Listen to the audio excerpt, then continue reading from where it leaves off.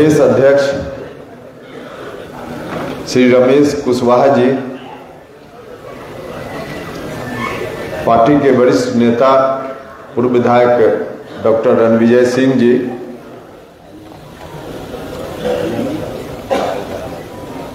Party के राष्ट्रीय उपाध्यक्ष श्री जितेंद्र नाथ जी,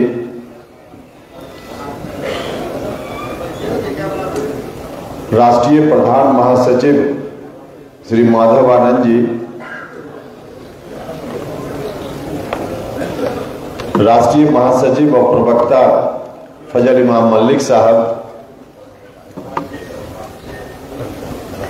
पार्टी के वरिष्ठ नेता सुभाष कुशवाहा जी, पार्टी की प्रदेश इकाई के महासचिव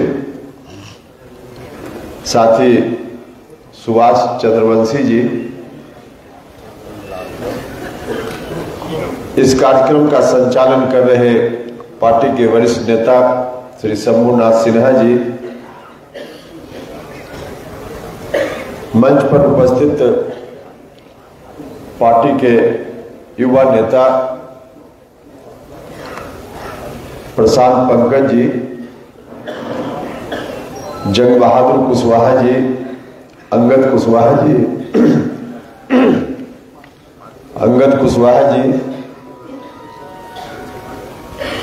ब्रजेंद्र कुमार पप्पू जी, चंदन बागची जी,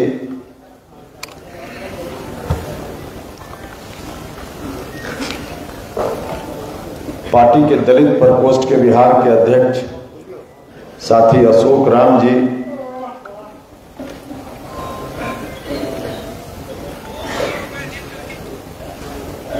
उधर सुभाष चंद्रवंशी जी के बगल में बैठी पार्टी की नेत्री, जिनके भाषण पर आप सब लोग जोरदार ताली बजा रहे थे। देखिए, 3 दिन से हम लोग इस शिविर में हैं और उस वक्त जितना जोरदार बजाया था आपने, अभी तक 3 दिनों में नहीं बजाया। अभी वाला थोड़ा हुआ। अच्छा, ये भी उन्हीं के लिए हुआ। श्रीमती स्नेह लता जी, पार्टी की वरिष्ठ नेत्री श्रीमती रेखा गुप्ता जी, पार्टी के युवा प्रकोष्ठ के बिहार के अध्यक्ष, जिनकी देख रेख में यहाँ की व्यवस्था चल रही है, हिमांशु पटेल जी, पार्टी की नेत्री श्रीमती श्वेता सुमन जी, साथी अजय कुशवाहा जी, चौधरी विनोद निषाद जी,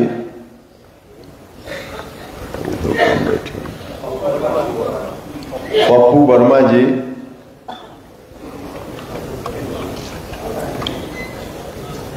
और भी यहाँ सारे लोग बैठे हुए हैं, रिंकू सोनी जी, राजा राम गुप्ता जी, जीसू सिंह जी, डॉक्टर राम कुमार मेहता जी, झुन्ना सिंह जी, कपिल कुशवाहा जी, रोहतास के महत्वपूर्ण साथियों में से एक हैं। राम पुकार सिन्हा जी तो और दूर है, तो इधर से हम बढ़ रहे हैं ना, तो इधर से बढ़ रहे हैं। यही तो कहेंगे, नाम आप लोग दिए नहीं ना, इसलिए परेशानी हो रही है। बीसी पटेल जी, अशोक मेहता जी, अनंत कुमार गुप्ता जी, पार्टी के प्रदेश के महासचिव और प्रवक्ता राम पुकार सिन्हा जी। हम कोई वरिष्ठता के क्रम में नहीं बोल रहे हैं, जो जिधर से जहां तक मेरी नजर पहुंच रही है उस क्रम में हम बोल रहे हैं, इसलिए इसको वरिष्ठता से मत जोड़िएगा कि किनका नाम पहले ले लिए, किनका नाम बाद में ले लिए। उधर सफदर इमाम साहब हैं, पप्पू सिंह जी हैं, स्मृति कुमुद जी हैं, नंद कुमार सिंह जी हैं, रणधीर जी हैं, उनके बगल में चंदन जी बैठे हैं, बीच में महेंद्र बैठा जी, उधर सर छुपा हुआ था, महेंद्र बैठा जी बैठे हैं, डॉक्टर दीपक जी हैं, गनौर जी हैं, अब पीछे भी हैं लोग, अब छोड़ दीजिए, थोड़ा समय ज़्यादा लगेगा। मंच पर बैठे हुए सभी शेष सम्मानित नेतागण और आप सब लोग जो इस कार्यक्रम में पिछले 3 दिनों से उपस्थित हैं, सभी सम्मानित नेतागण, भाइयों, मित्रों और मीडिया के बंधुओं, 3 दिनों के कार्यक्रम का भी समापन हो रहा है।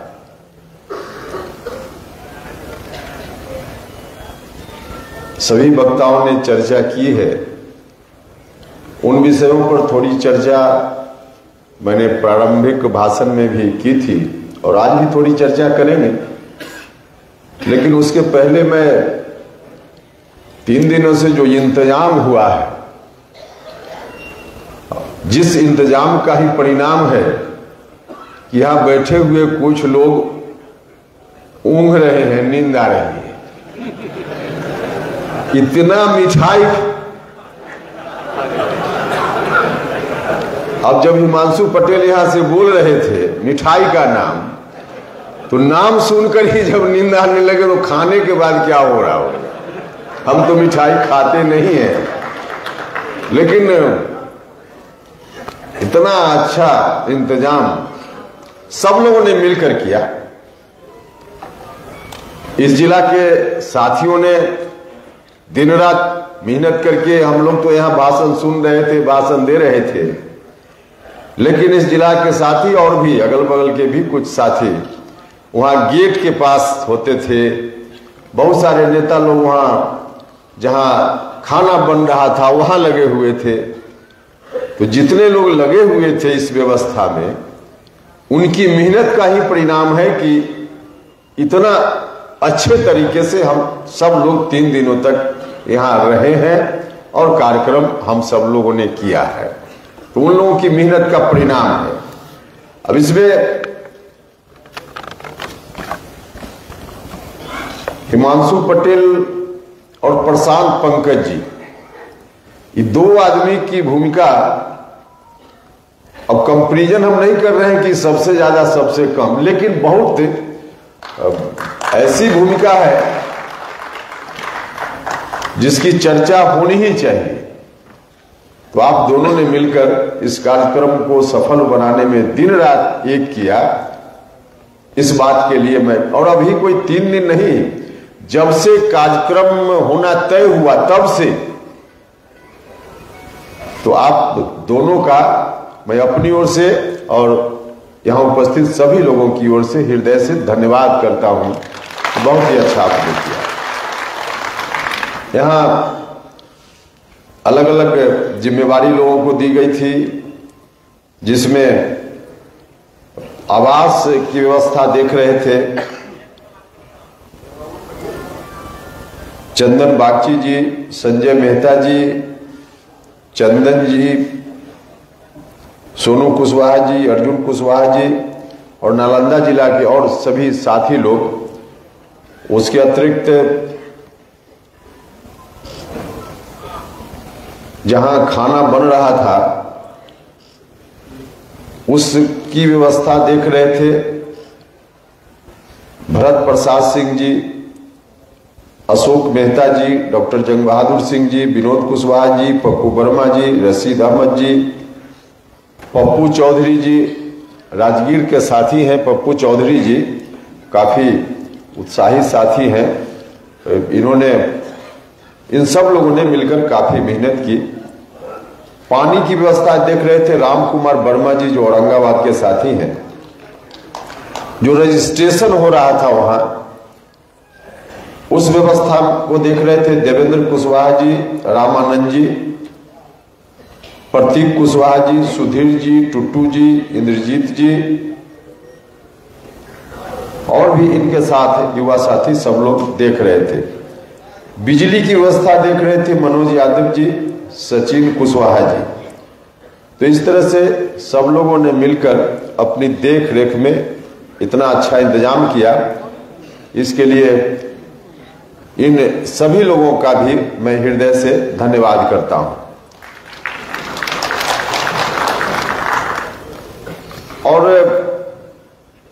जिन लोगों के बारे में हिमांशु पटेल ने बताया कि किस साथी ने, जिला जिला के साथियों ने अलग अलग जगह से कुछ कुछ सामान देकर हर तरह से इस व्यवस्था को सफल बनाने में सब लोगों ने सहयोग किया, तो उनका मैं अपनी ओर से भी धन्यवाद करता हूं। और इसमें एक साथी तो ब्रजनंदन प्रसाद कुशवाहा जी हैं उर्फ बाजू महतो जी। अभी मुझको थोड़ी देर जानकारी मिली कि इन्होंने 21,000 रुपया, नवादा जिला के साथी हैं, वहेरा कोई गांव है वारसलीगंज में, वहां से आते हैं, तो इन्होंने 21,000 रुपया इस काम में नगद के रूप में मदद की है। और इसके अतिरिक्त कैमूर के भी एक साथी हैं जिन्होंने 50,000 रुपया, राजकुमार जी हैं, उन्होंने 50,000 रुपया इस काम में पहले दिया है। तो इस तरह से इन सभी लोगों का हृदय से धन्यवाद है। आप सब लोगों ने मिलकर इस काम को सफल बनाया।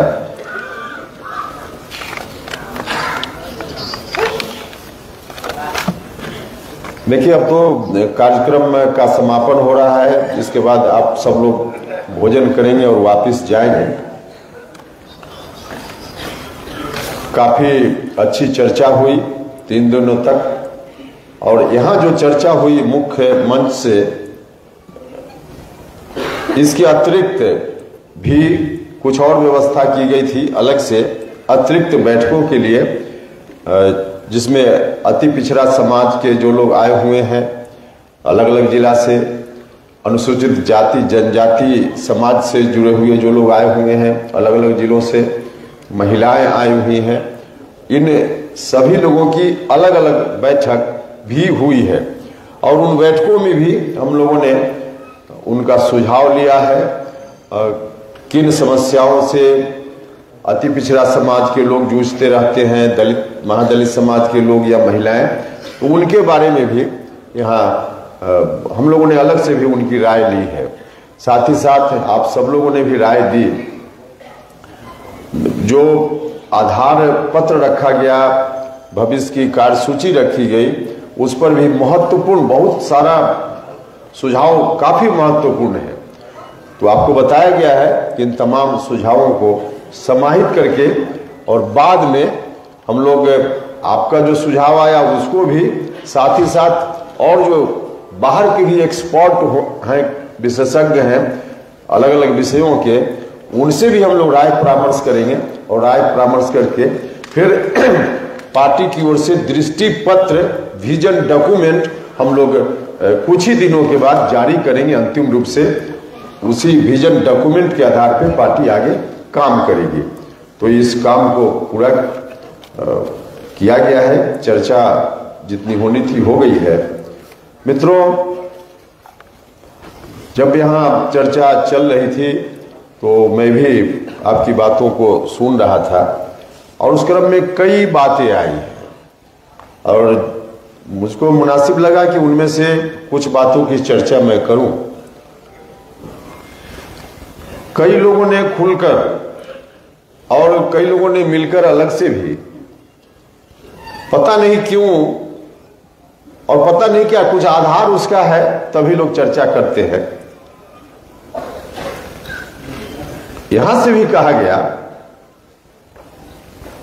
एक प्रस्ताव लेकर आप सब लोगों ने मुझको अधिकृत भी किया है अभी, कि जो भी राजनीतिक निर्णय आगे लेना हो आप इस बात के लिए अधिकृत हैं, निर्णय लीजिए। लोग, मीडिया के लोग हमसे भी पूछते रहते हैं। अब बीच में मैं दिल्ली गया था, भारत सरकार के गृह मंत्री माननीय अमित शाह जी से मेरी मुलाकात हुई, वह बात भी चर्चा में आई। उसके पहले जब हम लोगों ने पार्टी नहीं बनाई थी, तब दिल्ली के एक अस्पताल में मैं रूटीन चेकअप के लिए भर्ती था, और भारतीय जनता पार्टी के 2-3 मित्र ऐसे ही मिलने के लिए चले गए। तो उस वक्त भी खबर, उस समय की मुलाकात को भी लोगों ने खबर बना दिया था। पार्टी बनाने के बाद तो चर्चा और आगे बढ़ गई। लोग पूछने लगे कि अमित शाह जी से मुलाकात हुई, तो क्या भारतीय जनता पार्टी के साथ आपका गठबंधन फाइनल हो गया? क्या करने वाले हैं आप? तो इस तरह के प्रश्नों का उत्तर जानने की जिज्ञासा लोगों के मन में रहती है। और आप सब लोगों ने आज उसी संदर्भ में एक प्रस्ताव भी पारित किया, मेरे ऊपर जवाबदेही दी कि आप जब भी जो निर्णय लेना हो, आप निर्णय लेने के लिए अधिकृत हैं। तो आपने मुझको अधिकृत किया, इसके लिए हम आपका धन्यवाद करते हैं।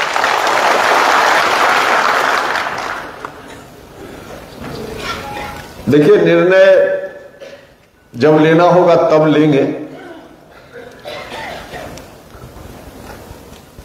निर्णय लेने की कोई जल्दीबाजी नहीं है, अभी पार्टी के लिए काम करने की जल्दीबाजी है। और उस दृष्टि से जल्दीबाजी शब्द पार्टी के लिए मैं इसलिए उसका इस्तेमाल कर रहा हूं क्योंकि लोकसभा चुनाव में अब बहुत वक्त नहीं है, साल भर से भी कम है। अब साल भर से कम अभी हम कहते हैं कि पार्टी हम लोगों ने बनाई है, लेकिन फरवरी, मार्च, अप्रैल बीत गया, 3 महीना बने, 2.5 महीना लगभग हो गया। तो देखते देखते 2.5 महीना बीत गया, तो देखते देखते बाकी 10 महीना भी बीत जाएगा। हाँ, यह ठीक है कि जब से हम लोगों ने पार्टी बनाई है, निरंतर हम लोग कुछ न कुछ कार्यक्रम में लगे हुए। तो आप सब लोग जो यहाँ आए हैं, आप सब लोगों से एक ही आग्रह है कि सिर्फ पटना से जो नेता साथी हैं यही लोग लगे रहे और आपके जिला में जाएं तब आप लगिए, इतना भर से काम नहीं चलने वाला है। अब आप जहां भी हैं, अपने गांव में, घर में, जिला में, जहां भी हैं, जिस रूप में उसी रूप में 24 घंटा में आप अपना रोज का काम करने के बाद कम से कम 10 घंटा या 8 घंटा पार्टी के लिए रोज लगिए, तब जो आप चर्चा करते हैं वहां तक पार्टी पहुंच पाएगी। तो इस काम में लगना है। मैं कह रहा था कि एक सवाल जो लोग शंका व्यक्त करते रहते हैं, और यहां से भी कल भी एक साथी ने कहा, मिलकर भी लोग कहते रहते हैं कि जो भी निर्णय होगा भविष्य में आप लीजिएगा, लेकिन पार्टी को फिर से कहीं विलय कर दीजिए, इस बात का निर्णय नहीं लीजिएगा। कल भी यह बात यहां से उठी है। हम तो पहला दिन बोलते हुए उस दिन भी हमने कहा था कि किस परिस्थिति में हमने निर्णय लिया। वोट का डिवीजन हो रहा था और जनता की ओर से कंजूसी हो गई। जनता उसी समय या तो मुकम्मल नीतीश जी के साथ या नहीं तो मुकम्मल हम लोगों के साथ। अगर मुकम्मल हम लोगों के साथ भी लोगों ने अपनी ताकत दे दी होती तो विलय की कोई जरूरत थी? इसलिए कि तब कोई आशंका ही नहीं थी। अगर मुकम्मल ताकत हम लोगों को मिल गई होती तो हम लोग अकेले फरिया लेते लालटेन वालों से, लेकिन बांट दिया, कुछ नीतीश जी को, कुछ हम लोगों को, और इसी में लालटेन वालों को लगा कि अब तो दो तरफ हो गया है, बीच से हम निकल जाए। तो जनता की ओर से ताकत कम दी गई, इसलिए वैसा निर्णय हम लोगों ने लिया था। मजबूरी थी हम लोगों की, क्योंकि वैसा निर्णय नहीं लेते और फिर लालटेन वाले उसी के चलते आ जाते, तब तो फिर जिंदगी भर की जो कमाई हम लोगों की राजनीति की थी सब खत्म हो जाती ना। तो जनता ही सीधे कहती कि आपके चलते हो गया, फिर से लालटेन राज आ गया। तो हम लोगों को लगा कि नहीं। तो इस बार मुझको पक्का भरोसा है कि जनता भी इस बार टुकड़ा में नहीं देगी, मुकम्मल देने का काम करेगी। और मुकम्मल देगी तो कोई ऐसी परिस्थिति आएगी नहीं।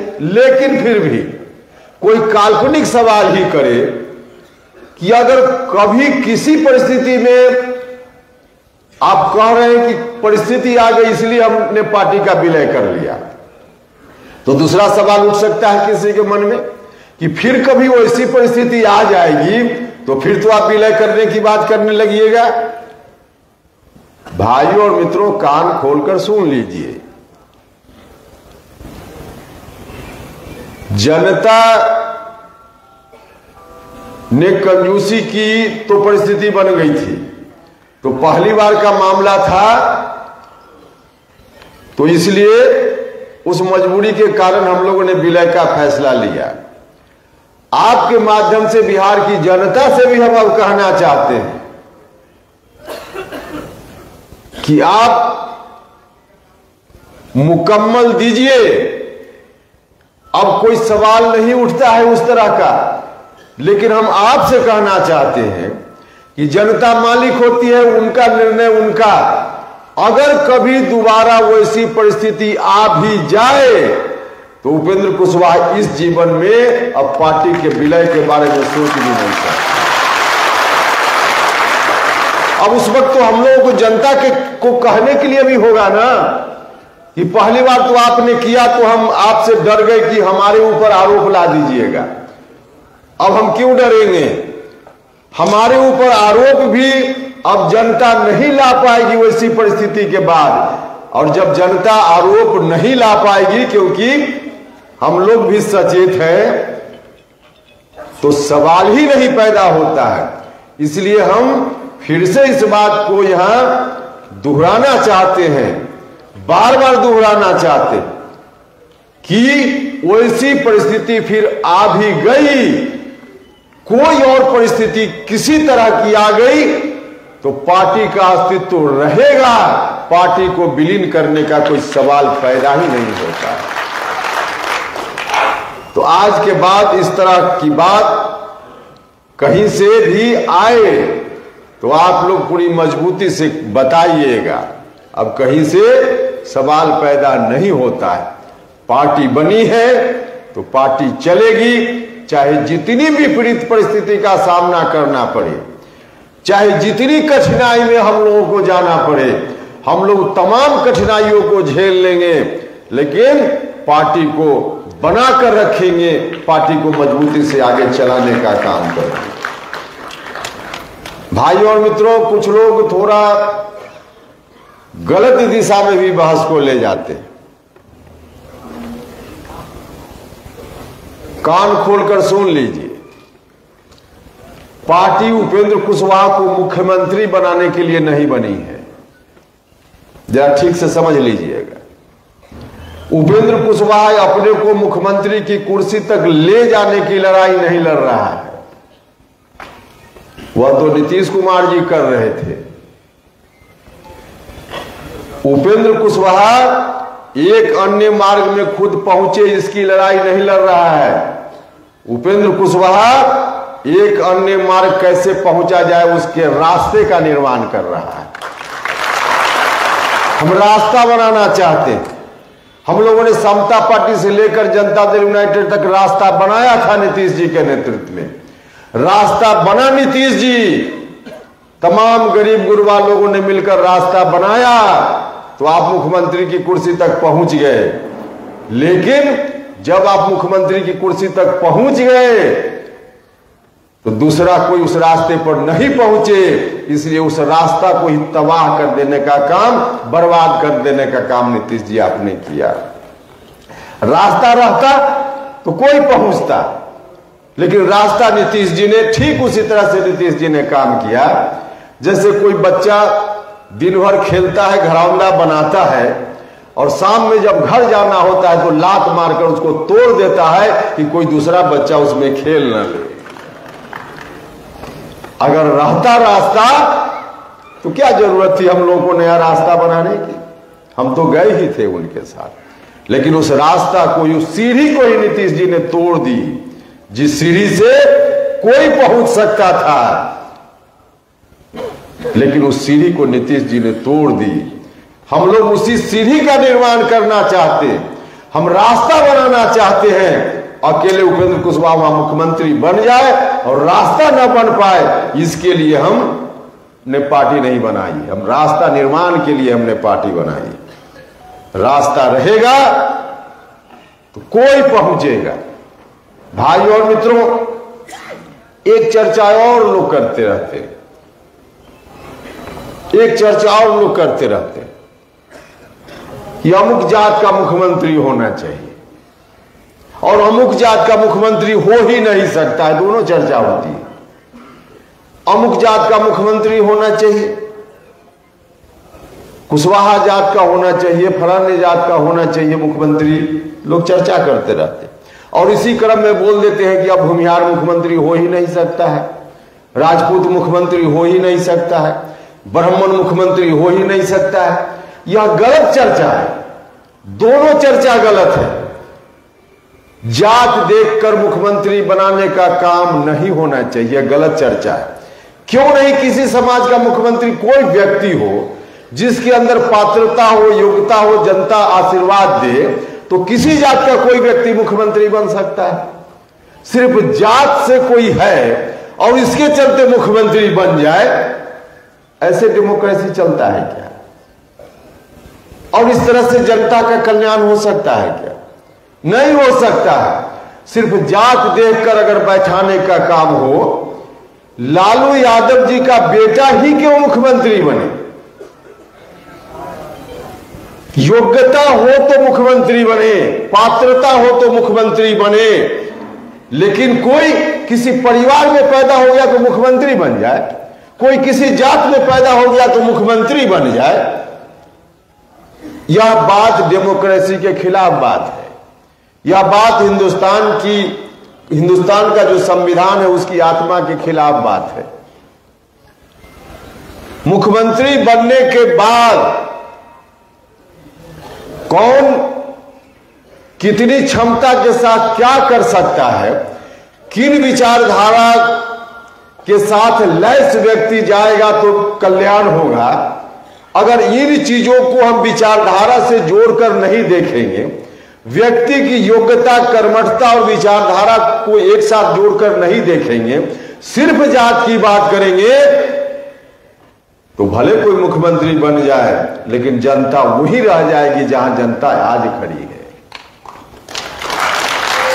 इसलिए हम बार बार कहते हैं कि विरासत को बचाने का काम करना है। विरासत रहेगी, उस विरासत से ओत परोत लैस व्यक्ति जाएगा, तब जिस जनता की हम बात कर रहे हैं उस जनता की बात वहां हो पाएगी। नहीं तो कोई चला जाएगा तो कैसे हो पाएगा भाई? इसलिए व्यक्ति की प्रमुखता नहीं है, विचारधारा की प्रमुखता है। विचारधारा के आधार पर चीजों को सोचने का काम करना चाहिए। हाँ, यह बात ठीक है कि डेमोक्रेसी में सबका हक है, सबको मौका मिलना चाहिए। किसी की अपेक्षा है तो अपेक्षा को हम गलत नहीं कह सकते हैं। समाज में सभी वर्ग के लोगों को अगर मौका मिले, उचित जगह पे जहां भी निर्णय लेने की जो प्रक्रिया है उस प्रक्रिया में समाज के सभी वर्ग के लोगों की हिस्सेदारी हो, सब लोगों का प्रतिनिधित्व हो, तब सबके लिए न्याय की बात हो पाएगी, जिसको हम लोग सामाजिक न्याय की बात करते हैं, सामाजिक न्याय कहते हैं। तो सबकी अपेक्षा होती है और उस अपेक्षा के आधार पे अगर कोई सोचता है कि उसके बीच का कोई जाए तो एक अलग बात है और वह सोचने में कोई बुराई नहीं है। प्रतिनिधित्व के हिसाब से अगर है तो सब लोग सोच सकता है, उसमें कोई बुराई नहीं है। और इसी सोच के तहत कभी त्रिवेणी संघ भी बना था। त्रिवेणी संघ इसी सोच के तहत बना था और उस त्रिवेणी संघ में सोच थी, त्रिवेणी संघ के जो 3 सदस्य थे उसमें पहला सदस्य तो बिहार के मुख्यमंत्री की कुर्सी तक पहुंच गए, दूसरा भी पहुंच गया और तीसरा अगर सोचता है तो इसमें कोई बुराई भी नहीं। लेकिन फिर बात वही आती है कि सिर्फ इस कारण से नहीं, योग्यता, कर्मठता और विचारधारा इसके साथ हो तब ठीक है। अगर योग्यता नहीं हो, कर्मठता नहीं हो, विचारधारा नहीं हो तो सिर्फ जात और परिवार के चलते किसी को मुख्यमंत्री बनाने की बात करना यह गलत है, यह गलत है। आज आप सब लोग पार्टी के नेता हैं, यहां आए हैं, जितना प्रस्ताव आप सब लोगों ने लिया है, उन तमाम प्रस्तावों में सभी प्रस्ताव महत्वपूर्ण है, लेकिन उन तमाम प्रस्तावों में कार्यक्रम से संबंधित जो एक बात यहां से कही गई है कि हमारी पार्टी युवाओं का कॉन्फ्रेंस करेगी, सम्मेलन करेगी, यह बात अपने आप में बहुत ही अधिक महत्वपूर्ण है।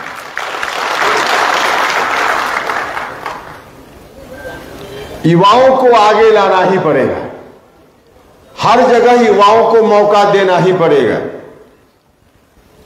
युवाओं को कैसे हर तरह से उनको अवसर मिले, उनको अवसर उपलब्ध कराने का काम करना ही पड़ेगा, लेकिन सिर्फ भाषण से नहीं हो पाएगा। अब कहने के लिए तो युवाओं की बात, जोर जोर से युवाओं को कैसे रोजगार मिले। बिहार के आज के उप मुख्यमंत्री जब उन दिनों विधानसभा चुनाव के समय घूम रहे थे बिहार भर में, घोषणा पत्र जारी किया था, तब कहा कि हम अगर सरकार में गए तो कैबिनेट का पहला फैसला होगा, पहली कलम चलेगी, उस कलम से 10 लाख नौजवानों को हम नौकरी देने का काम करेंगे।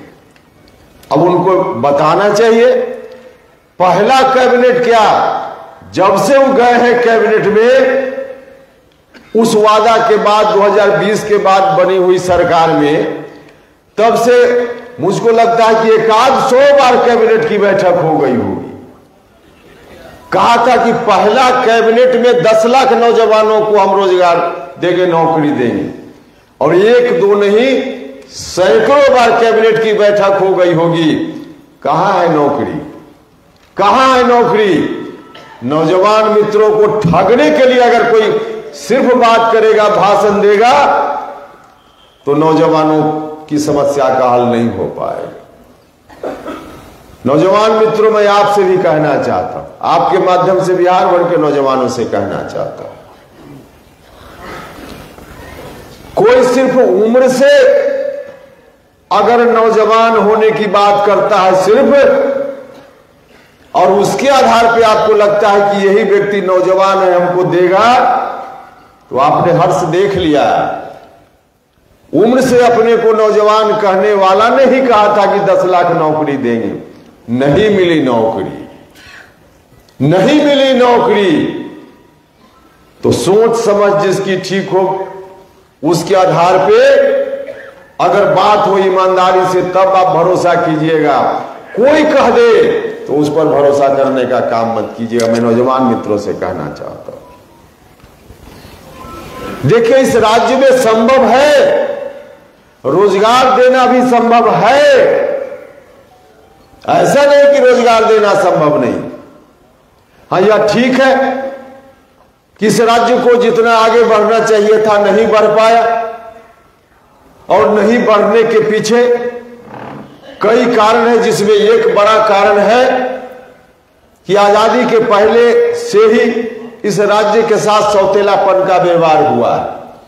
जो नीतियां पॉलिसी बनी है, कहीं न कहीं उसका नुकसान इस राज्य को हुआ है, और उसके चलते भी जहां बिहार को पहुंचना चाहिए था, बिहार नहीं पहुंच पाया है। वरना अगर उन नीतियों का दोष नहीं होता तो बिहार विकसित राज्यों की श्रेणी में कब का शामिल हो गया रहता। और इसीलिए मांग उठती रही है बिहार से, और हम लोग भी उस मांग के समर्थन में रहे।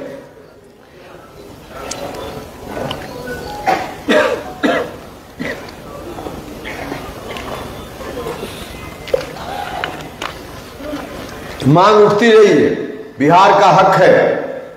जो पॉलिसी दिल्ली से बनती रही है, आज नहीं, हम पहले आजादी के पहले से लेकर अब तक की बात कर रहे हैं, जो पॉलिसी बनती रही है दिल्ली से, उसके चलते बिहार की यह दुर्दशा है, इतना पीछे बिहार है। इसलिए हमारा हक है कि देश के अन्य जो पिछड़े राज्य कुछ हुए पहले, उनको भारत की सरकार ने समय समय पर विशेष राज्य का दर्जा देने का काम किया है।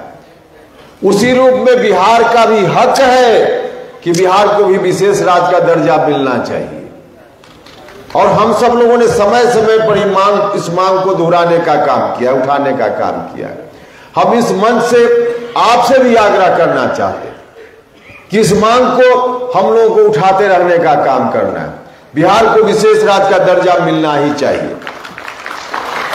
लेकिन ऐसा भी नहीं है कि बिहार को विशेष राज्य का दर्जा नहीं ही अगर मिले तो बिहार आगे नहीं बढ़ पाएगा, नौजवानों को रोजगार नहीं मिल पाएगा। ऐसा भी सच नहीं है।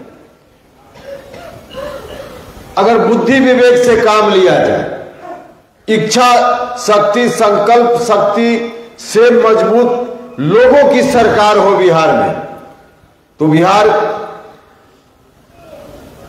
बिना विशेष राज्य का दर्जा प्राप्त किए हुए भी आगे बढ़ सकता है। मैं एक छोटा उदाहरण आपको देता हूं। लोगों को, नौजवान लोग हमारे यहां के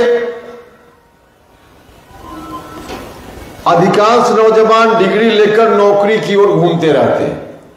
हम जब भारत सरकार में मंत्री थे तो इंजीनियरिंग पास का सर्टिफिकेट लेकर रोज दर्जनों नौजवान हमसे दिल्ली में मिलते थे, कहीं प्राइवेट में भी नौकरी दिलवा दीजिए। 10,000 15,000 के मासिक वेतन पर दिल्ली में नौकरी ढूंढते रहते थे, वह भी प्राइवेट कंपनी में कहीं नौकरी दिलवा दीजिए। उनमें से कई लोगों से हमने कहा, उस वक्त हम पूछते थे लोगों से, आज भी पूछते कि आप इंजीनियरिंग की डिग्री लेकर 10,000 15,000 की नौकरी क्यों खोजते रहते, अपना कुछ रोजगार क्यों नहीं करते?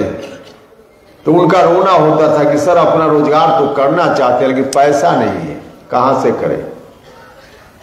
हमारा परिवार उस रूप में सक्षम नहीं है। किसी तरह से पिताजी ने जो उनकी कमाई थी, एक शाम भूखे रहकर किसी तरह से इंतजाम किया और हम इंजीनियर तो बन गए, लेकिन पैसा नहीं है, कैसे हम कर पाए? करना तो चाहते हैं और वाकई बिहार का नौजवान करना भी चाहता है। और जब करना चाहता है, पैसा नहीं है, तो बैंक से फिर उसकी इच्छा होती है कि हमको लोन मिल जाए, बैंक से मदद मिल जाए। दूसरे राज्यों में वहां के बैंक नौजवानों को रोजगार के लिए मदद वहां के बैंक करते हैं, लेकिन बिहार में नौजवानों को, किसी को अगर बैंक से लोन लेना हो, अगर लोन मिल जाए तो वह धंधा कर सकता है। और जब धंधा करेगा तो खुद नौकरी क्यों खोजेगा? नौकरी खोजने वाले की जगह नौकरी देने वाला वह बन सकता है बिहार के नौजवानों में यह मेरी। दूसरे राज्यों में जो वहां का विकास हो रहा है, उसमें बिहार के नौजवानों का कितना बड़ा योगदान है बिहार के नौजवानों में यह मेरी प्रतिभा। बिहार में भी इस्तेमाल करे तो हो सकता है, धंधा अपना कर सकता है, लेकिन कैसे करे? वाकई उसके सामने कठिनाई। बैंक लोन नहीं देता है, पैसा नहीं देता है। भाइयों और मित्रों, बिहार के लोग जितना बैंक में पैसा जमा करते हैं, बैंक से जो बिहार का नौजवान लोन मांगने जाता है, ऋण मांगने जाता है, तो बैंक कोई बाहर से पैसा लाकर बिहार के नौजवानों को दे, इसकी भी जरूरत नहीं है। ऐसा नहीं कि महाराष्ट्र का पैसा बिहार का नौजवान लोन के रूप में मांग रहा है। जितने लोग बिहार के अपने अपने खाता में पैसा जमा करते हैं, अगर उतना ही पैसा जो बिहार का ही पैसा है, बिहार के लोगों का पैसा है, उतना ही पैसा लोन के रूप में अगर बिहार में अगर बैंक देने का काम करे, तो बिहार के लाखों नौजवानों को रोजगार मिल सकता है। लेकिन बैंक वाले यह काम नहीं करते। बिहार का पैसा, बिहार के लोग जो बैंक में जमा करते हैं, यहां का पैसा दूसरे राज्यों में ले जाकर और बैंक वाले लोग वहां के लोगों को धंधा करने के लिए और काम के लिए लोन देते हैं। और यह हम सिर्फ बातों में नहीं बोल रहे, तथ्यों के आधार पर बोल रहे हैं। जो आंकड़ा है, सरकारी आंकड़ा है, उसके आधार पर सिर्फ 1 साल का उदाहरण मैं आपको देना चाहता हूं। हर साल बैंक में जितना पैसा बिहार के लोग जमा करते हैं, उसका आंकड़ा निकलता है कि किस साल किस राज्य के लोगों ने कितना अपना पैसा बैंक में जमा किया। उसके आधार पर हम 2022 पिछले साल का ही आंकड़ा है, उसके पहले का भी लेकिन बताएंगे तो वक्त लगेगा। सिर्फ 1 साल का आंकड़ा देखिए, 2022 जो बीता हुआ वर्ष है, उसमें बिहार के लोगों ने बैंक में अपना पैसा जमा किया 4,42,417 करोड़ रुपया। 4,42,417 करोड़ रुपया। इसी साल में अब देख लीजिए किस तरह से बेईमानी होती है। इसी साल में आंध्रा में, जो एक विकसित राज्य है, वहां के लोगों ने बैंक में बिहार के लोगों ने जितना जमा किया उससे कम राशि वहां के लोगों ने बैंक में जमा किया। बिहार में जमा किया लोगों ने 4,42,000 करोड़ रुपया, और आंध्रा के लोगों ने जमा किया 3,85,881 रुपया।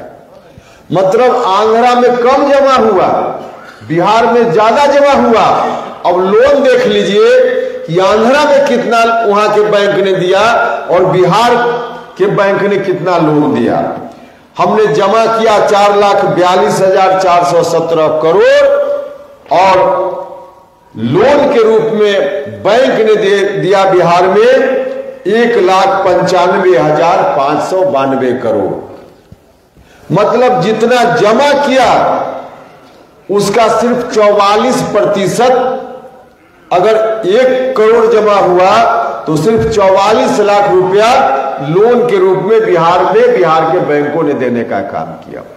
जमा किया 1 करोड़, दिया 44 लाख। अब आंध्रा की स्थिति देख लीजिए।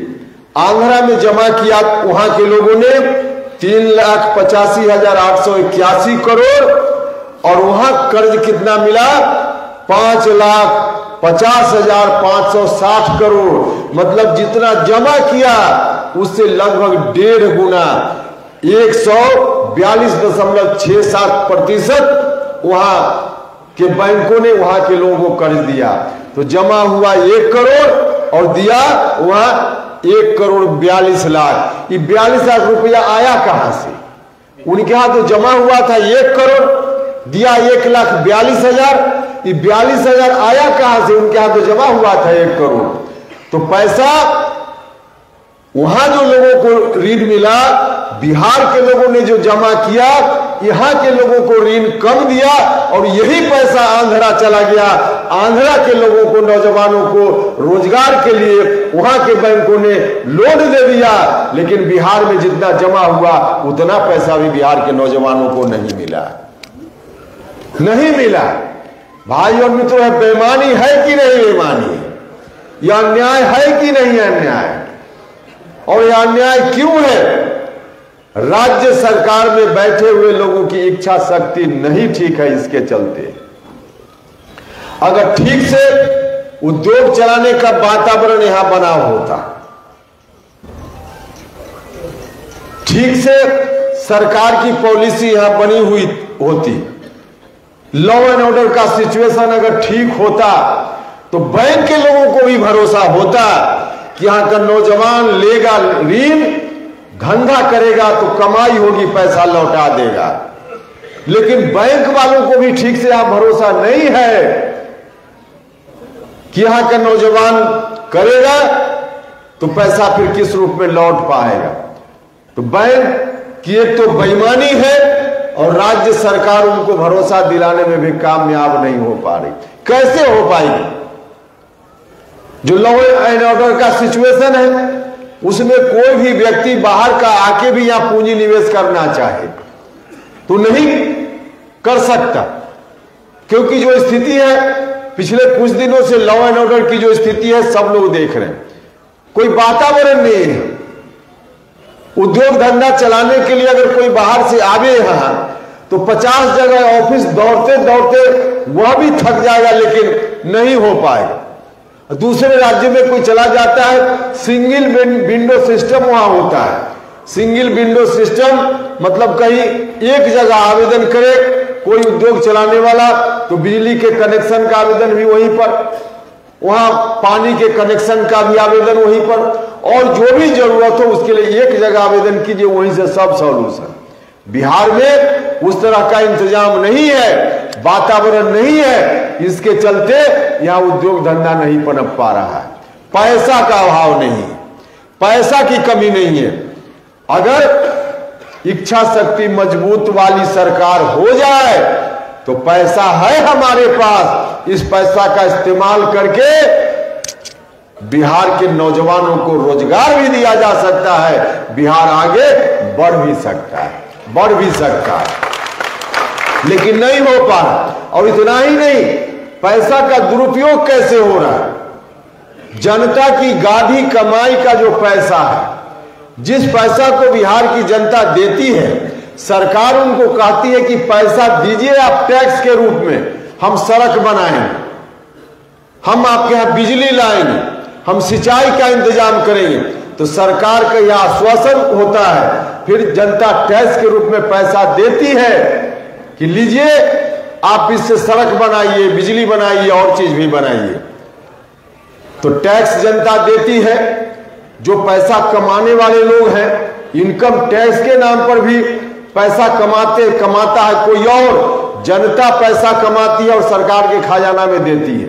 इसी भरोसा के साथ देती है ना कि इसका इस्तेमाल सरकार हमारे कल्याण के लिए इसका इस्तेमाल करेगी, लेकिन उसका इस्तेमाल होता कहां है, होता कहां है। जनता की गाढ़ी कमाई का पैसा सरकार के खजाना में जमा हुआ, फिर एस्टीमेट बना सड़क बनाने का, 1 करोड़ का एस्टीमेट बना। जनता की गाढ़ी कमाई का पैसा तो सरकार के खजाना से 1 करोड़ निकल गया, लेकिन 1 करोड़ रुपया सड़क बनाने में खर्च नहीं हुआ। 1 करोड़ में से विधायक जी बैठे हुए हैं, 1 करोड़ में से कहीं कहीं एमपी साहब भी बैठे हुए हैं, और विधायक एमपी साहब कहीं कम भी बैठे हुए हो तो सरकार के एग्जीक्यूटिव इंजीनियर, बाकी इंजीनियरिंग विभाग और दूसरा विभाग उसी खजाने के पैसा का हिस्सा पहले उनको चाहिए कमीशन के रूप में, जो बचेगा उससे सड़क बनेगी, बाकी उनके कमीशन के बिना योजना पास ही नहीं हो पाएगी, पास ही नहीं हो पाएगी। एक योजना बता दे कहीं कोई बिहार में जो बिना कमीशन दे हुए योजना सैंक्शन हो गई हो, और 100 रुपया अगर एस्टीमेट में आया तो 100 का 100 में 90 रुपया भी अगर खर्च हो गया हो वास्तव में, तो कोई एक उदाहरण भी बता दे। इस पैसा को बचाने का काम किया जा सकता है, इस पैसा को बचाने का काम किया जा सकता है। तो बिहार की जनता मेहनत करती है, टैक्स देती है, और यह इस टैक्स से जो सरकारी अधिकारी हैं उनकी इमारत बनती है। उनका बेटा पढ़ता है दिल्ली के डीपीएस स्कूल में, देहरादून के स्कूल में, और जिनके पैसा से इनका बच्चा वहां पढ़ता है, जो पैसा देने वाले लोग हैं, उनका बच्चा उसी सरकारी विद्यालय में जहां क्या हो रहा है सब लोगों को मालूम है। इसमें कहां कोई बहुत रॉकेट साइंस है जो समझने में दिक्कत है। पैसा बिहार के लोगों के पास है, इस्तेमाल ठीक से नहीं हो रहा है, इस्तेमाल ठीक से नहीं हो रहा है, इसके चलते ऐसी स्थिति है। नीतीश कुमार जी बार बार दावा करते हैं कि हम सुशासन चला रहे हैं। सुशासन का क्या मतलब? जिस राज्य में इतनी वित्तीय अनियमितता हो, इसको सुशासन की सरकार कहा जाएगा? वित्तीय कुप्रबंधन है, वित्तीय अनियमितता है, इस सरकार को कहीं से सुशासन की सरकार नहीं कहा जा सकता। सुशासन का मतलब सिर्फ लॉ एंड ऑर्डर का मामला नहीं, उस स्तर पर भी फेल है, लेकिन वित्तीय मामलों में क्या दुर्दशा है। जनता की कमाई का पैसा कहां जा रहा है? आखिर कैसे नहीं गरीब लोग गरीब होते रहे? कैसे नहीं अमीर लोग अमीर होते रहे। अब 17-18 साल बीत गया नीतीश जी, 17-18 साल बीत गया, इतना वक्त आपको मिला। और ऐसा नहीं हम नालंदा की धरती पर खड़ा है तो ऐसा नहीं है कि नीतीश जी में जिस हम योग्यता पात्रता की बात करते हैं कि मुख्यमंत्री बनने के लिए होनी चाहिए, नीतीश कुमार जी में योग्यता पात्रता नहीं थी, ऐसा हम यह भी नहीं कह रहे। नीतीश जी में इतनी योग्यता पात्रता थी और इसलिए हम लोग भी उनके पीछे खड़ा होकर जननायक कर्पूरी ठाकुर जी के निधन के बाद खड़ा होकर नीतीश कुमार जिंदाबाद करने में लग गए थे। उनमें थी इतनी योग्यता, लेकिन उस योग्यता का, उस एनर्जी का इस्तेमाल नीतीश जी ने बिहार की जनता के कल्याण में नहीं लगाने का काम किया। उस एनर्जी का इस्तेमाल नीतीश जी अपनी कुर्सी कैसे बची रहे इस काम में उन्होंने अपनी पूरी क्षमता का इस्तेमाल कर दिया। अगर इसमें नीतीश कुमार जी ने अपनी क्षमता का इस्तेमाल किया होता ठीक से तो ठीक है, 5 साल के बाद उनको दोबारा कुर्सी नहीं मिलती, संभव है। कभी कभी आदमी को जोखिम भी उठाना चाहिए, तो संभव ऐसा हो सकता था। लेकिन उतने दिनों में जनता का जो वादा था, इतना काम नीतीश जी भी कर सकते थे कि आगे आने वाले दिनों में नीतीश जी का नाम उस रूप में इतिहास में दर्ज हो सकता था। आज प्रधानमंत्री बनने की बात कर रहे हैं, अगर सच में उस रूप में नीतीश कुमार जी ने काम किया होता जो उनके अंदर क्षमता थी, ठीक से बिहार के लोगों के हितों की दिशा में उन्होंने अगर काम किया होता तो नीतीश जी वाकई भारत के प्रधानमंत्री बन सकते थे।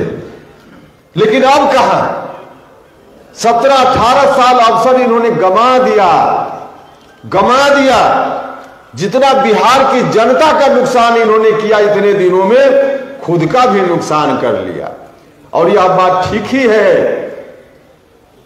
कि कोई अगर दूसरे का नुकसान करे, वो जो कहा जाता है कि कर्मों का फल मिलता है, कुछ लोग कर्मों का फल इस जन्म के बाद मिलता है ऐसा विश्वास करते हैं, लेकिन कर्मों का फल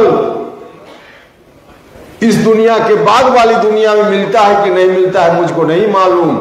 अपनी करनी का फल इसी दुनिया में लोगों को मिल जाता है। जो सीधा उदाहरण नीतीश जी का, गरीब जनता जिन लोगों ने मिलकर इनको बनाया, जिस रूप में इन्होंने शासन चलाया, उस जनता की बर्बादी अगर हुई तो नीतीश जी आपका भी नुकसान हुआ। जनता बिहार आगे नहीं बढ़ पाया, जनता वहीं की वहीं रह गई। तो आप भी जो प्रधानमंत्री बनने का एक अवसर आपके लिए हो सकता था, उसको भी खोने का काम आपने किया। संभव था। और आज कह रहे घूम रहे हैं देश भर में। अब कहां, अवसर तो समाप्त हो गया। जो लोग भी इनको मुख्यमंत्री बनाने की बात बिहार में करते हैं, राष्ट्रीय जनता दल के लोग, अब सुनकर भी हंसी आती है। एक तो नीतीश जी ने खुद जिस आधार पर नीतीश जी खड़े थे, आधार को समाप्त कर लिया। अब राष्ट्रीय जनता दल के लोग इनके बारे में क्या क्या कहते रहे। देखिए, जिन शब्दों का इस्तेमाल हम लाख नीतीश जी के राजनीतिक रूप से विरोध में चले जाएं, लेकिन उन शब्दों का इस्तेमाल उपेंद्र कुशवाहा नीतीश जी के लिए कभी नहीं कर सकता है। उन शब्दों का इस्तेमाल राष्ट्रीय जनता दल के लोगों ने तब नहीं सिर्फ किया जब नीतीश जी उनसे अलग थे, जब नीतीश जी उनके साथ हो लिए, महागठबंधन की सरकार में आ गए नीतीश कुमार जी, राष्ट्रीय जनता दल के साथ गठबंधन बना लिया, तब भी राष्ट्रीय जनता दल के लोगों ने उनके लिए किन किन शब्दों का प्रयोग किया। उस तरह के शब्दों का प्रयोग उपेंद्र कुशवाहा तो कभी नहीं कर सकता है। पहले भी किया, सरकार बनने के बाद भी किया। पहले किस रूप में उनके बारे में, पलटू राम, मुझको भी जब कोई कहता है तो अंदर से, इस मंच से भी कई लोग बोल देते हैं व्यक्तिगत रूप से ऐसे शब्दों के समर्थन में मैं नहीं खड़ा रह सकता, चाहे किसी के लिए इस्तेमाल किया गया हो। लेकिन इस तरह के शब्दों का इस्तेमाल नीतीश जी के लिए किसने किया था?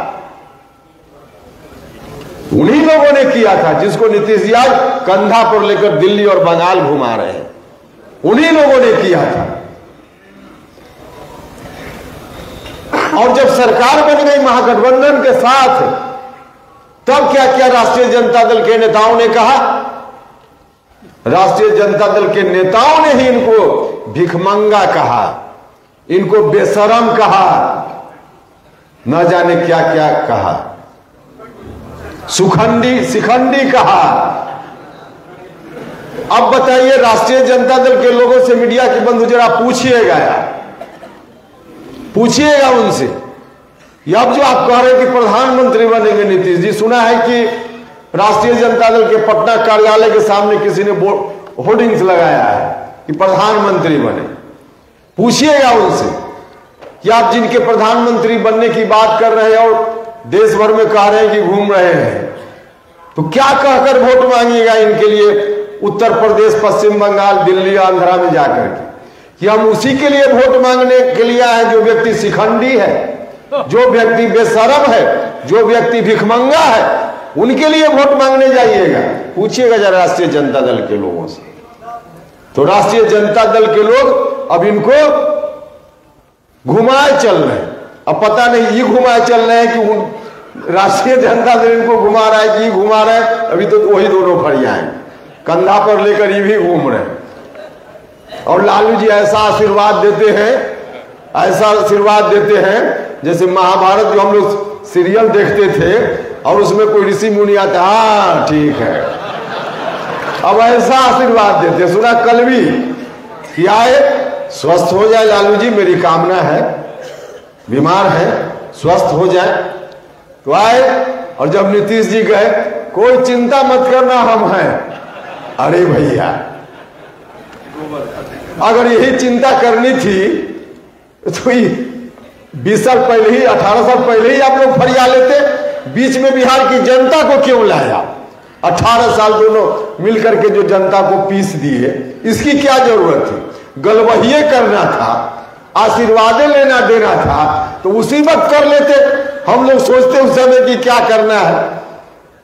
तो इस रूप में सारा अवसर इन्होंने खो दिया है। अब कह रहे हैं उसका कोई अर्थ नहीं, कोई अर्थ नहीं है भाइयों और मित्रों। तो इस रूप में चल रहे हैं और एक से एक निर्णय ले रहे हैं, उल्टा पलटी निर्णय। कभी अगर इतिहास लिखा जाएगा कि बिहार के किस मुख्यमंत्री ने सबसे ज्यादा उल्टा पलटी निर्णय लिया, तो नीतीश कुमार जी का नाम सबसे ऊपर आएगा। उल्टा पलटी निर्णय। अभी हाल में एक निर्णय लिया है, देखिए, कोई भी निर्णय लेते हैं तो सिर्फ अपने राजनीतिक स्वार्थ को ध्यान में रखकर निर्णय लेते हैं, सिर्फ वोट को देखकर निर्णय लेते हैं, और कोई दूसरे के हित की बात उसमें नहीं होती है। दूसरे के हित की बात बिल्कुल नहीं, सिर्फ अपना राजनीतिक स्वार्थ तात्कालिक रूप से कैसे पूरा हो, इस बात को ध्यान में रखकर नीतीश जी निर्णय लेते हैं। अब एक निर्णय उन्होंने लिया है ना, एक पूर्व माननीय सांसद को जेल से बाहर किया। अब उसमें गलत किया सही किया, उस पर मेरी कोई टिप्पणी नहीं है, लेकिन अगर उनके समाज के जो रिहा हुए हैं, उनके समाज के भाई बंधु अगर यह इस गलत फहमी में हो कि उनकी रिहाई हो जाए, इस नियत से नीतीश कुमार जी ने निर्णय ले लिया, तो समाज के लोग बड़े खुश अगर हो रहे हो तो गलत फहमी निकाल लीजिएगा। ठाकुर धर्मेंद्र जी बैठे हुए, ब्रजेंद्र पप्पू जी, इस मकसद से उन्होंने नहीं निर्णय लिया कि आपका कोई अगर परिवार का सदस्य जेल में बंद है तो उसको बाहर कर दे, इस नियत से नहीं। अरे नियत उनका है, देख लीजिए, उनकी नियत है अलग। राघोपुर विधानसभा क्षेत्र जो वैशाली जिला का एक क्षेत्र है, ठीक से पता कर लीजिएगा, जहां से तेजस्वी यादव विधायक बनते हैं, उस क्षेत्र में राजपूत समाज के लोगों का उनकी बड़ी संख्या है, राजपूत समाज के लोगों की। पिछली बार 2020 विधानसभा चुनाव के पहले ठाकुर धर्मेंद्र जी को ज्यादा याद होगा, एक व्यक्ति जो चाहता था राष्ट्रीय जनता दल में आना, राष्ट्रीय जनता दल में जाना, वह भी राजपूत समाज से, और उनकी इच्छा थी कि हम राष्ट्रीय जनता दल में चले जाएं और महनार विधानसभा क्षेत्र से हम या हमारे परिवार की कोई व्यक्ति उम्मीदवार हो जाए। राष्ट्रीय जनता दल से टिकट चाहते थे। तेजस्वी यादव जी से बात हो गई, मुझको मालूम है पक्के तौर पे तेजस्वी जी से बात हो गई। अब तेजस्वी यादव ने इस भरोसा पर, और उसमें थोड़ी सच्चाई भी थी कि अगर इनको हम शामिल कर लेंगे, देखिए उनका नाम भी आप लोग जानते हैं, रामा सिंह जो एमपी भी रह चुके हैं, रघुवंश बाबू को हरा करके वैशाली से एमपी हुए थे। तो उनकी कोशिश थी कि हम राष्ट्रीय जनता दल में चले जाएं, अपनी धर्म पत्नी को उम्मीदवार बनाएं। तेजस्वी यादव से बात हो गई। तेजस्वी यादव जी को यह लगा, और लगा तो कुछ ठीक लगा, उसमें कोई गलत नहीं लगा, कि इनको शामिल कर लेंगे तो राघोपुर विधानसभा क्षेत्र में, उसी जिला में है महनार और राघोपुर, तो राघोपुर विधानसभा क्षेत्र में राजपूत समाज का वोट कुछ हमको मिल जाएगा, या नहीं भी मिलेगा तो समाज के लोग थोड़ा हमारे प्रति नरम हो जाएंगे, तो तेजस्वी यादव को विधायक बनने में आसानी हो जाएगी। यह वहां खेल था, और इस खेल को समझकर उस समय रघुवंश बाबू जिंदा हुआ करते थे। रघुवंश बाबू लालू यादव जी के साथ जीवन भर खड़ा रहे, जीवन भर खड़ा रहे। हर तरह से कोई भी डिसीजन किसी भी रूप में, भीष्म पितामह की तरह कि हम हस्तिनापुर के साथ रहेंगे, भले हस्तिनापुर कुछ गलत निर्णय भी करे तो भी हम उसके साथ रहेंगे, इस भाव से रघुवंश बाबू उनके साथ खड़ा रहे राष्ट्रीय जनता दल के नेता के रूप में। रघुवंश बाबू का जबरदस्त विरोध था रामा सिंह जी के राष्ट्रीय जनता दल में शामिल होने के लिए। अब बात तो पब्लिक में है, मीडिया में है। उस समय नहीं चाहते थे रघुवंश बाबू की वह राष्ट्रीय जनता दल में शामिल हो। एक दिन तो तारीख भी तय हो गई, दिल्ली में मीडिया के लोगों को जानकारी हो गई कि अब राष्ट्रीय जनता दल में अमुक दिन एंट्री होगी। रघुवंश बाबू ने कहा कि अगर ऐसा होगा तो हम इसको बर्दाश्त नहीं करेंगे। रघुवंश बाबू के मरने का इंतजार किया गया। रघुवंश बाबू के रहते उनकी एंट्री नहीं हुई राष्ट्रीय जनता दल में। रघुवंश बाबू की दुर्भाग्य से मौत हो गई, और उसके 5 दिन 7 दिन के बाद उस व्यक्ति की एंट्री राष्ट्रीय जनता दल में हो गई। अगर जिंदा होते रघुवंश बाबू तो शायद ऐसा नहीं होता। जब उनकी मौत हुई थी तब ठाकुर धर्मेंद्र जी हमारी पार्टी के नेता हैं, कहीं बैठे होंगे, उनके साथ हॉस्पिटल में, कहां चले गए? चले गए कहीं, उनके साथ हॉस्पिटल में थे दिल्ली में। जो पत्र रघुवंश बाबू ने लिखा था, इस पत्र को बाहर यही ठाकुर धर्मेंद्र जी लाए थे, हमारी पार्टी के नेता। तो उस समय जो प्रयास हुआ कि राघोपुर विधानसभा क्षेत्र में राजपूत लोगों को थोड़ा रिझाया जाए, इस मकसद से उस समय यह खेल हुआ था। और इस वक्त भी जेल से बाहर लाने की बात जो हुई है, तेजस्वी यादव को राघोपुर विधानसभा क्षेत्र में थोड़ा लाभ हो जाए, इस मकसद से तेजस्वी यादव जी के कहने पर नीतीश कुमार जी ने यह निर्णय लिया है। आनंद मोहन जी को बाहर लाना उनके नियत का विषय नहीं है, उनका नियत नहीं है, उनका नियत है राजनीतिक लाभ लेना, बस इस मकसद से उन्होंने करने का काम किया। तो राजपूत समाज के लोग अगर बहुत खुश हो रहे होंगे तो समझ लें अपने स्वार्थ में नीतीश जी ने ऐसा किया है, कोई आपके चलते उन्होंने नहीं किया है। और अपना स्वार्थ मतलब आज जो तेजस्वी यादव का स्वार्थ है, वह स्वार्थ गलत हो सही हो, नीतीश कुमार जी अब उसके सामने सिर्फ हाथ उठाने का काम कर रहे हैं। आदेश तेजस्वी यादव का चल रहा है और हाथ नीतीश कुमार जी उठा रहे हैं। तो आदेश वहां से जारी हुआ और फिर नीतीश कुमार जी ने निर्णय ले लिया। और नीतीश जी को, तेजस्वी यादव जी को भी शायद गलतफहमी है। राजपूत समाज के लोग समझते हैं चीजों को।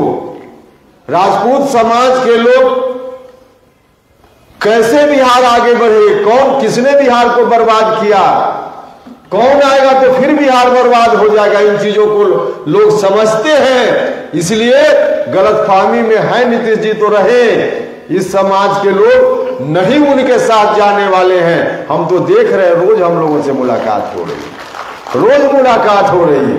तो खैर उनका खेल है अपना, अपने निजी स्वार्थ में हर तरह से निर्णय नीतीश जी लेते रहते हैं, उल्टा पुल्टा निर्णय लेते रहते हैं। भाई और मित्रों, अभी एक और उल्टा पुल्टा निर्णय पहले का है, लेकिन कार्यान्वित अभी उसमें थोड़ी गति आ गई। अभी हम बैठे थे और कल यहां से भी भाषण हुआ। जो शेड्यूल्ड कास्ट, अनुसूचित जनजाति, अनुसूचित जाति के लोग हैं, हमारी पार्टी के भी नेता हैं, इन लोगों ने जानकारी दी है और पहले से भी यह प्रक्रिया चल रही। वादा तो यह हुआ था सरकार की ओर से, जो अनुसूचित जाति के लोग हैं, जिनके पास रहने के लिए कोई जमीन नहीं है, घर नहीं है, भूमिहीन है, कोई घर नहीं है, उनको 3 डिसमिल जमीन देने का काम सरकार करेगी। पहले निर्णय हुआ, लेकिन 3 डिसमिल जमीन कहीं मिली नहीं। कई जगह मिला भी तो कागज मिला, वास्तव में जमीन मिली नहीं, कहीं जमीन नहीं मिली। और जो लोग आज से नहीं जिनकी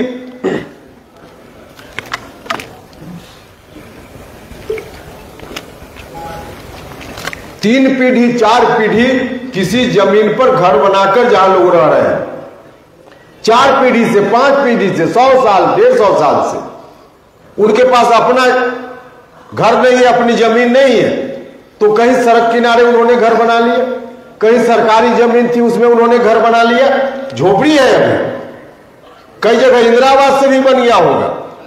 तो जिनके पास अपना घर नहीं है और अपनी जमीन नहीं है, किसी तरह से पुश्त दर पुश्त से वहां अपना गुजर बसर कर रहे हैं।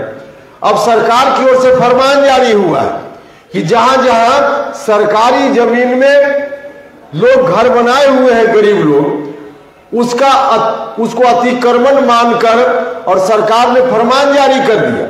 अभी कैमूर में, अभी बक्सर में और जगह भी होगा कि आप खाली कीजिए और नहीं तो आपके घर को तोड़ दिया जाएगा। अब बताइए, सरकार की यह पॉलिसी, हम नहीं कह रहे कि सरकारी जमीन का कोई अतिक्रमण कर ले और उसको सरकार छोड़ दे सीधे, हम यह नहीं कह रहे। लेकिन अगर कोई 100 साल से 150 साल से रह रहा है घर बनाकर, उसके पास कोई दूसरी जगह नहीं है, तोड़ दीजिएगा, सड़क पर आ जाएगा, तो क्या सरकार की ड्यूटी नहीं बनती है कि उसके लिए पहले हम इंतजाम कर दे, पहले जमीन कहीं दे दे, घर बना दे, और फिर तोड़ना होता फिर उसको वहां से शिफ्ट करके फिर उस जमीन को ले। सरकार को यह भी देखना चाहिए कि अगर उस जमीन की उपयोगिता बहुत नहीं है दूसरे रूप में, तो जहां लोग रह रहे हैं उसी का पर्चा दे दे लोग। जिसके पास कोई जमीन नहीं है, जहां लोग रह रहा है, तो सरकार ऐसा इंतजाम कर सकती है, सरकार को करना चाहिए। इस शिविर के माध्यम से हम जोरदार ढंग से सरकार से कहना चाहते हैं कि जो लोग भी भूमिहीन है, कोई दूसरी जमीन नहीं है और पुश्त दर पुश्त लोग घर बनाकर सरकारी जमीन पर भी अगर रह रहे हैं, तो उनको या तो सरकार बंदोबस्ती का कागज उसी जमीन के लिए दे दे, और उसमें कोई बहुत कठिनाई हो तो पहले जमीन देकर घर बनाकर तब उनको वहां से हटाने का काम करे। सीधे बुलडोजर लगा देना, नोटिस थमा देना कि खाली कीजिए, यह अन्याय है। और ऐसा अन्याय बिहार में शेड्यूल्ड कास्ट दलितों के खिलाफ शुरू हो गया है। हम सरकार को भी आगाह करना चाहते हैं, कान खोलकर सुन लीजिए, अगर इस तरह का अन्याय बिहार में चलेगा तो राष्ट्रीय लोक जनता दल के लोग चुप नहीं बैठेंगे, हमारे लोग सड़क पर उतरने का काम करेंगे। हम आप सब लोगों से भी कहना चाहते हैं, आप लौटिए अपने अपने जिला में, और जहां भी कहीं ऐसा हो वहां के अधिकारियों से बात कीजिए कि भाई इनको बसने का पहले कोई इंतजाम कीजिए, फिर इनको हटाइए, और नहीं तो कागज इसी का दे दीजिए, और न करे तो धरना प्रदर्शन कार्यक्रम चलाइए, आंदोलन चलाइए, और आवश्यकता अनुसार यहाँ जो बैठे हुए नेता हैं इनको भी बुलाइए, लोग आवेंगे और वहां लड़ने का काम करेंगे। तो इस रूप में ऐसा ऐसा निर्णय सरकार का होता है। अभी कुछ दिन पहले आप सब लोगों ने देखा कि किस तरह से 18 साल के बाद अपने निर्णय को उन्होंने पलट दिया। हम लोग लगातार बोलते रहे, सरकार ने एक बार ध्यान नहीं दिया। शिक्षकों की बहाली की जो नियमावली है, नीतीश जी जब सरकार में आए तब से वही नियमावली चल रही थी, और हम बार बार कह रहे थे कि शिक्षकों की बहाली की जो प्रक्रिया है, उस प्रक्रिया के तहत जो शिक्षक आएंगे स्कूल में, बच्चों की पढ़ाई प्रभावित होगी, शिक्षा की गुणवत्ता समाप्त हो जाएगी। और सच में वही हो रहा था, सच में वही हो रहा था। और इसलिए जब हम लोग आंदोलन कर रहे थे शिक्षा सुधार के नाम पर, तब 25 सूत्री जो मांग हमने रखी थी उस समय सरकार के सामने, आप सब लोगों के यहाँ होगा, बहुत सारे साथी होंगे जिनके घर में, उस मांग पत्र को निकाल कर देखिएगा। उसमें पहली मांग हमारी थी कि शिक्षकों की बहाली की जो प्रक्रिया बिहार में है, इस प्रक्रिया को सरकार बदले, और उसको बदल करके बिहार पब्लिक सर्विस कमीशन या कोई उसी स्तर का दूसरा आयोग बनाकर उससे शिक्षकों की बहाली सरकार करे। हम लोग लगातार बोल रहे हैं, क्योंकि जो बहाली की प्रक्रिया थी, उस प्रक्रिया के तहत शिक्षकों की बहाली का मतलब बच्चों के भविष्य को बर्बाद करना था। बच्चों का भविष्य निरंतर बर्बाद होता चला गया। तो उस समय हम लोगों की बातों पर ध्यान नहीं हुआ, और 18 साल के बाद अब जाकर नीतीश कुमार जी को यह बात समझ में आई कि वह निर्णय उनका गलत था, और अभी कुछ दिन पहले किया है कि अब बीपीएससी से शिक्षकों की बहाली हुई। नीतीश जी 18 साल में आपने अपने निर्णय को पलटा, और इतने दिनों में आपने मान लिया कि आपका निर्णय सही नहीं था, इससे नुकसान हो रहा था, तभी तो इस निर्णय में आपने बदलाव किया। और सच है कि इससे बच्चों का भविष्य बर्बाद हो रहा था। तो नीतीश जी भी जब समझ गए कि बच्चों का बर्बाद हो रहा था उनकी पॉलिसी के कारण, तब आपने निर्णय बदला है। नीतीश जी ठीक किया, निर्णय बदला, लेकिन इन 18 वर्षों में जिन बच्चों का भविष्य उन विद्यालयों में बर्बाद हो गया, आप बताइए नीतीश जी, उनके माता पिता को जवाब देना पड़ेगा आपको कि इन बच्चों का भविष्य जो बर्बाद हो गया, अब दुनिया की कोई ताकत उनके भविष्य को फिर वापस लाने का काम कर सकती है क्या?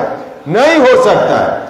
जो बर्बाद हो गए बच्चे इन विद्यालयों में ऐसी पढ़ाई के कारण, अब कोई दुनिया की ताकत उनके भविष्य को नहीं संभाल सकती। तो अब जाकर उन्होंने परिवर्तन किया। पहले कर लिया होता, और जो परिवर्तन किया इसमें भी कुछ ऐसा पेच ला दिया कि जो शिक्षक लोग हैं, अब उनकी परेशानी अपनी जगह है, उनकी परेशानी है। कहने के लिए कहा कि हमने राज्य कर्मी के संवर्ग में इनको शामिल कर दिया, लेकिन वास्तव में कहने के लिए राज्यकर्मी बनाए जाएंगे लोग इस नियमावली के तहत। वास्तव में जो राज्यकर्मी हैं उनके कंपैरिजन में उनका वेतन बहुत ही कम, जो सुविधाएं हैं वो अभी बहुत कम, और कहने के लिए राज्यकर्मी।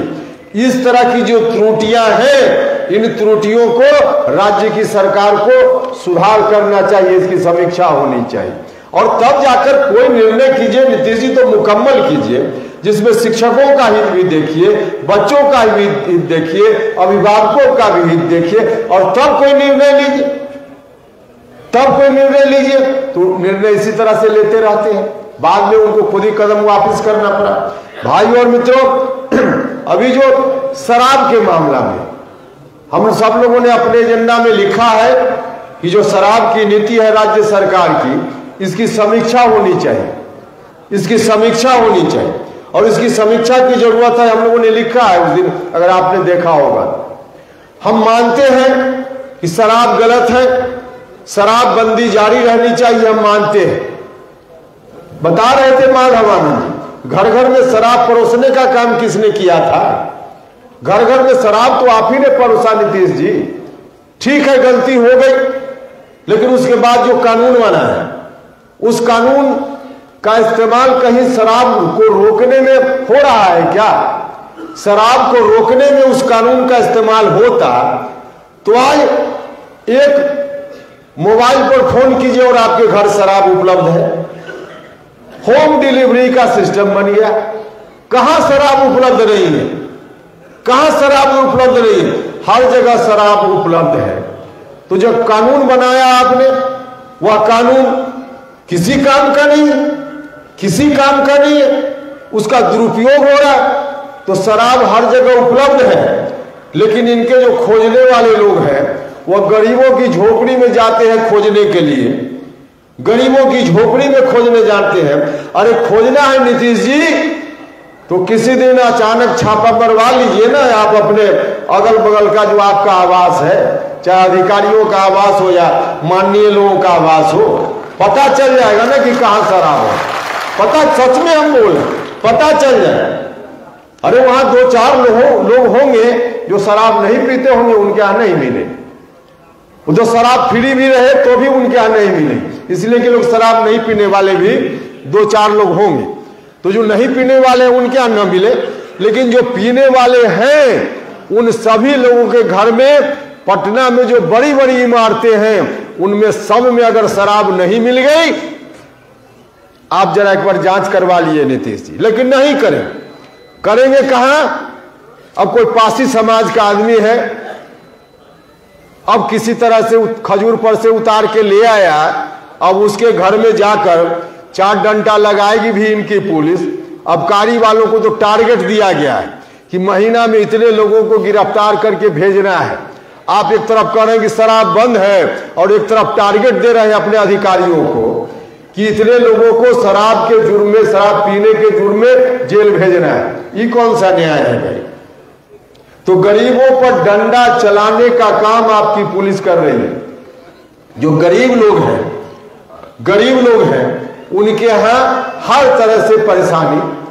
जो पासी समाज के लोग हैं, दुसाध समाज के भी कुछ लोग हैं जिनका धंधा था कि तारी बनाते थे लोग, तार से उतारते थे, बेचते थे, उनका परिवार चलता था। अब बीच बीच में नीतीश जी बोलते हैं कि उनका रोजगार छिन गया, तो कौन नीरा या पीरा क्या बनाते हैं? नीरा बनाते हैं। अरे नीरा कहां बनता है भाई? कहीं नीरा बन रहा है क्या? अब पता नहीं कैसे नीतीश जी सोच लेते हैं। अरे वास्तव में अगर है तो कुछ धंधा का दूसरा उपाय करते कि नहीं करते आप?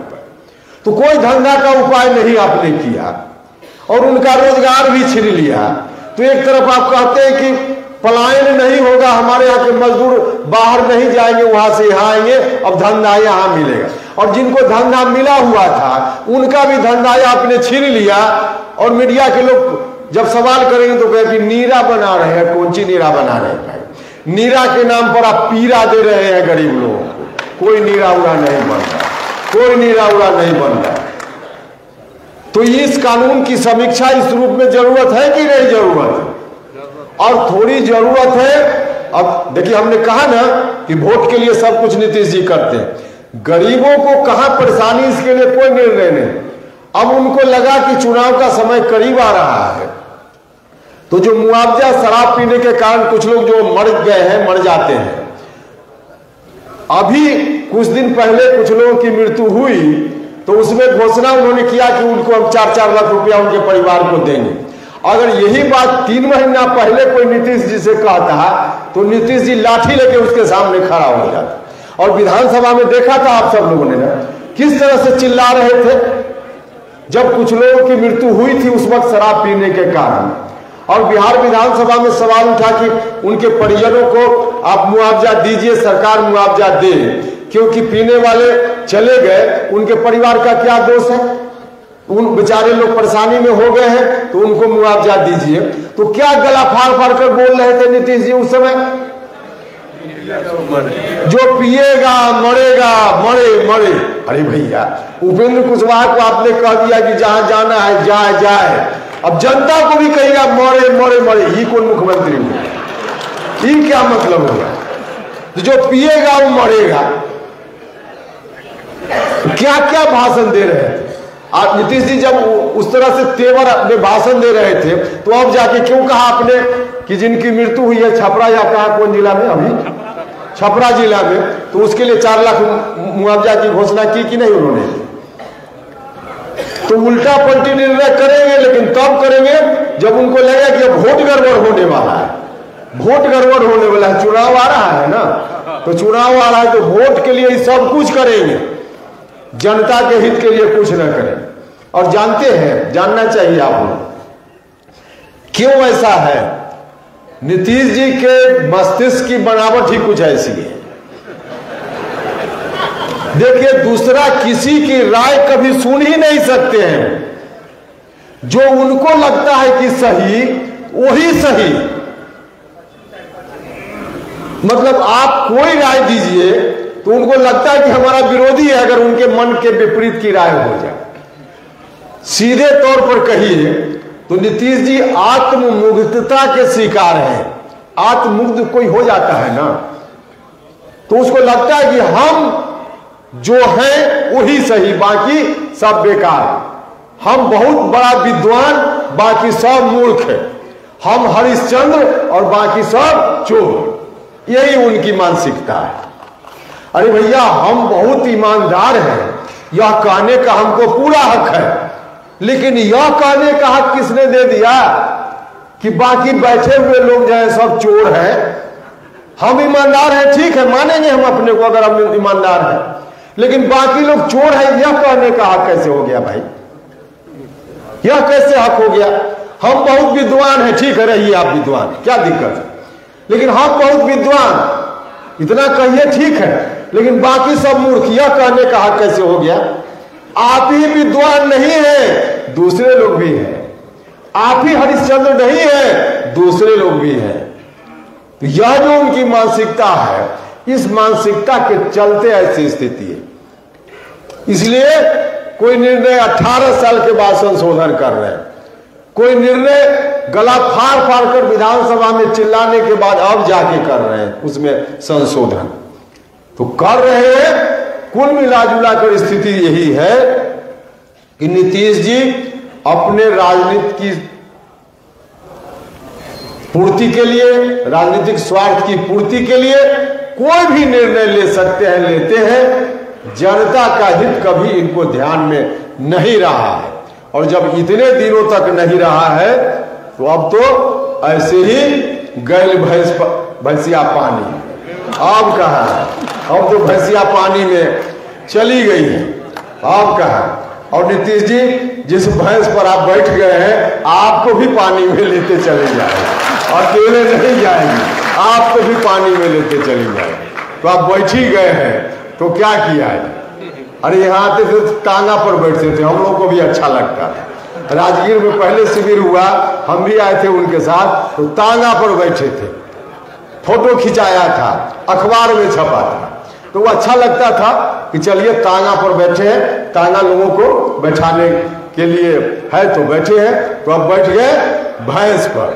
भैंस पर लालू जी जब मुख्यमंत्री बने थे तो कहते थे कि उड़न खटोला पर, तो लालू जी तो उड़न खटोला पर बैठे थे, और लालू जी ने नीतीश जी को कहां बैठा दिया? कहां बैठा दिया? भैंस पर। तो बताइए, सामाजिक न्याय है क्या? सामाजिक न्याय यही है कि अपने उड़न खटोला पर बैठते थे, अब जिसको आशीर्वाद दे रहे हैं उनको भैंस पर बैठा रहे। यह भी सामाजिक न्याय नहीं है। इसलिए सामाजिक न्याय कैसे हो, हर जगह सामाजिक न्याय की जरूरत है। और हमारी पार्टी तो सामाजिक न्याय की जो मूल भावना है उसको ईमानदारी से आगे बढ़ाकर ले चलने का काम करेगी। यह हम लोगों का संकल्प है, हम लोगों का संकल्प है। मुझको लगता है कि समय अब ज्यादा हो गया होगा, इसलिए विराम देना पड़ेगा। वरना अभी तो आपको छोड़ने की इच्छा ही नहीं हो रही है। लेकिन खैर, तो सामाजिक न्याय की विचारधारा को मजबूती देने के लिए जाइए, गांव-गांव में लोगों के बीच जाइए, लोगों के सवालों को लेकर लड़ने का काम, भिड़ने का काम, पार्टी का कार्यक्रम उसके लिए बनाइए।